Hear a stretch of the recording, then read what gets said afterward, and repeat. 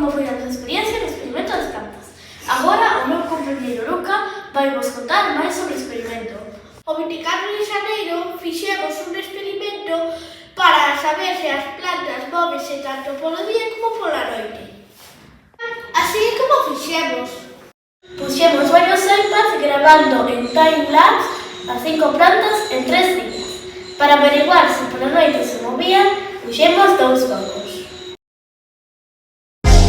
E descubremos que as plantas móvense irregularmente tanto polo día como pola noite.